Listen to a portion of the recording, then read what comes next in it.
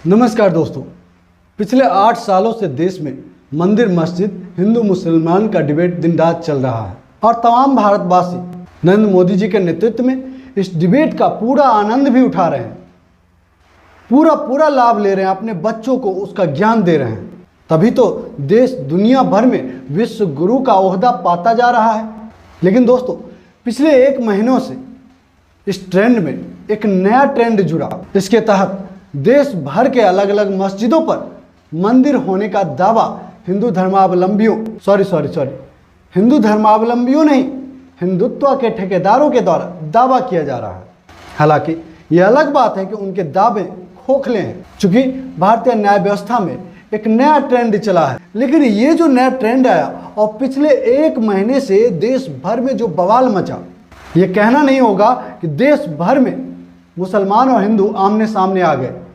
हालांकि इसमें आमने सामने या फिर हिंदू मुसलमान करने की कोई बात ही नहीं थी। मामला कोर्ट में था, कोर्ट को निर्णय देना था और भारतवासी चाहे वो किसी भी धर्म को मानने वाले थे, उन्हें उनके निर्णय को मानना था। लेकिन भारत की गधी मीडिया ने इसे एक नया मोड़ दिया। इसे तमाम मुसलमानों द्वारा हिंदू धर्मावलंबियों के खिलाफ एक षड्यंत्र करार दिया और इसे मुद्दा बनाकर अपने आका को राजनीतिक मजबूती देने की एक कोशिश की गई और कहीं ना कहीं उससे लाभ भी हुआ। लेकिन आज भारतीय जनता पार्टी और संघियों के दंगाइयों के कुलगुरु मोहन भागवत ने जो कहा वह सुनना आपको बेहद जरूरी है। ठीक है, प्रतीकात्मक कुछ हमारी विशेष श्रद्धा थी, ऐसे स्थानों के बारे में हमने कहा, लेकिन रोज एक मामला निकालना नहीं, यह भी नहीं करना चाहिए। हमको झगड़ा क्यों बढ़ाना है? ज्ञानवापी के बारे में हमारी कुछ श्रद्धाएं हैं, परंपरा से चलती आई, हम कर रहे, ठीक है, परंतु हर मस्जिद में शिवलिंग क्यों देखना? दोस्तों, इसे कहते हैं कि 900 चूहे खाकर कुत्ता चला गौमूत्र पीने। अब जरा आप ही बताइए, पिछले 1 महीने से देश भर में हिंदू और मुसलमानों में एक अलग तरह की ही कट्टरता दिखाई दे रही है। देश भर के अलग अलग मस्जिदों के खिलाफ हिंदुत्व के ठेकेदारों ने एक के बाद एक दावे करना शुरू किया। ऐसे में शर्म तो तब भी नहीं आई जब ताजमहल और कुतुब मीनार जैसे ऐतिहासिक मोन्यूमेंट पर भी कीचड़ उछालने की कोशिश की गई। एक ऐसा मोन्यूमेंट, एक ऐसी स्मारक जिसको पूरी दुनिया में लोग जानते हैं, मानते हैं और उसके दर्शन के लिए भारत के दर पर मत्था टेकने को मजबूर होते हैं। और ऐसे में एक बार फिर मैं बताना चाहता हूँ कि ये सिर्फ और सिर्फ हिंदू धर्मावलंबियों और मुसलमानों का किया धरा नहीं है, ये हिंदुत्व के ठेकेदारों का किया धरा हुआ है। और इसको मजबूती दी, उनके प्रोपेगेंडा को उछाला गधी मीडिया ने, उसके इमरान हाशमी और सनी लियोनियों ने। दोस्तों, हालात इतने शर्मसार कर देने वाला हो गया कि एएसआई को पर्यटन विभाग के निर्देश पर ताजमहल के तहखानों में बने कमरों के फोटो रिलीज करने पड़ गए। और दोस्तों, ऐसा तब हुआ जब ताजमहल के कमरों की सफाई हर साल होती है, उसकी देखरेख के लिए वहाँ पर विभाग है, वहाँ पर बिना इजाज़त के कोई नहीं जा सकता। उसको बंद सिर्फ और सिर्फ इसलिए किया गया क्योंकि उसमें ऐसा कुछ है ही नहीं जिसे पर्यटक देखे। और जब ऐसा कुछ है नहीं, आप जानते हैं, जब भी आप किसी चीज़ को दिखाते हैं और जब बेकार चीज़ें होती है उसे ढक दिया जाता है ताकि लोग ऐसा ना कहे कि इस देखने वाले चीज़ों के बीच में ये बेकार सा चीज़ क्या है, इसलिए उसे बंद किया गया है। इसके अलावा भी कुतुब मीनार, लाल किला, यही नहीं, काशी में, मथुरा में, अनेक जगहों पर मस्जिदों के ऊपर हिंदुत्व के ठेकेदारों ने अपने दावे किए बिना कोई साक्ष्य के। हालांकि दोस्तों, मेरा भी मानना है कि जब मुगल आताताई भारत आए थे, उस वक्त हिंदू मंदिरों पर हमले किए गए, उन्हें लूटा गया, लेकिन इस बात का कोई सबूत नहीं मिलता कि हर मंदिरों को तोड़कर वहां पर मस्जिदें बनाई गई। दोस्तों, आप ही जरा बताइए कि जब मुगल आक्रांता भारत आए थे तब भारत में क्या जमीन की इतनी किल्लत थी? क्या जनसंख्या इतनी ज़्यादा थी कि जगह ही कम पड़ रहे थे?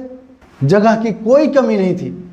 मुसलमान चाहते, मुगल चाहते, जहाँ चाहते वहाँ मस्जिद बना सकते थे। एक बार जब कोई राज्य वो जीत लेते थे तो उन्हें कौन रोक सकता था? कहीं पे वो मंदिर, मस्जिद जो चाहे बना सकते थे।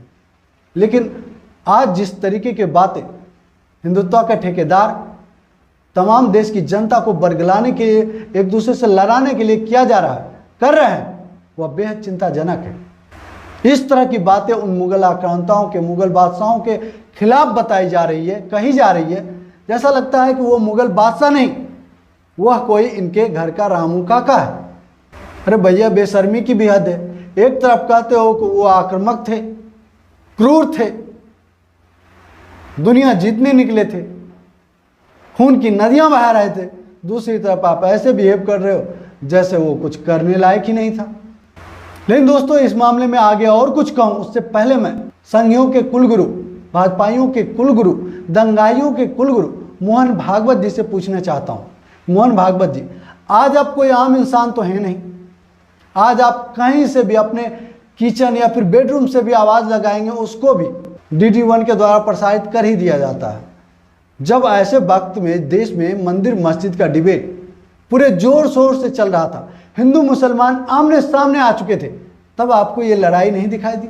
तब आपको सामने आकर इस तरह की बातें नहीं करनी चाहिए? आज जब पूरा देश इस विषैले वातावरण से ओतप्रोत हो चुका है, तब आप नागपुर में जाकर, अपने ऑफिस में जाकर कहते हैं कि हर मस्जिद पर मंदिर होने का दावा नहीं किया जा सकता है। आखिर इतना देर क्यों? जब ऐसे वक्त में देश के शीर्ष सत्ता पर मौजूद प्रधानमंत्री पद पे बैठे नरेंद्र मोदी भी आपको अपना गुरु मानते हैं, ऐसे में क्या आप उन्हें संदेश नहीं दे सकते कि देश में सभी धर्मावलंबियों को साथ लेकर चले?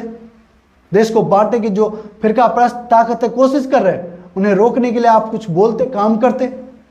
दोस्तों, मेरी ये तमाम बातें बेकार हैं, क्योंकि मोहन भागवत का ये इतिहास रहा है, और मोहन भागवत ही नहीं, उनके पद पर बैठे तमाम सरसंघ चालकों का ये इतिहास रहा है। ये सिर्फ और सिर्फ देश को बांटने वाले तमाम साजिशों का हिस्सा रहे हैं। इनके जितने भी कुकार्य होते हैं, सब के सब देश को कमजोर करने वाले होते हैं। ऐसे में मोहन भागवत अगर आज इस तरह की बातें कह रहे हैं, तो उनके बारे में मैं एक बार फिर से उन्हीं बातों को दोहराऊंगा। 900 चूहे खाकर कुत्ता चला गौमूत्र पीने, यानी खुद को शुद्ध करने। जब देश में हिंदू मुसलमान के नाम पर दंगे हो ही गए, मंदिर मस्जिद के नाम पर दंगे हो ही गए, देश के लोगों का जो आपसी भाईचारा था वो खत्म ही हो गया, तो आज इस तरह की बातें करके क्या जताना चाहते हैं मोहन भागवत? ये सिर्फ और सिर्फ RSS की क्रेडिबिलिटी को अंधभक्तों की नज़र में बनाए रखने की एक कोशिश है, और उनकी ये तमाम कोशिशें फलीभूत भी होगी, जैसा कि होती रही है, क्योंकि अंधभक्तों के दिमाग में अंडे के अलावा तो कुछ है नहीं, और वो भी अंडा ऐसा जो सड़ा हुआ है, उसमें गोबर और गौमूत्र भरा हुआ है, वो किसी काम का नहीं है। खैर दोस्तों, अंधभक्त ऐसे ही अंधभक्त बनते रहेंगे, गधी मीडिया के लोग ऐसे ही इमरान हाशमी और सनी लियोनी के जैसे देश में अपने बेहुदी पत्रकारिता करते रहेंगे।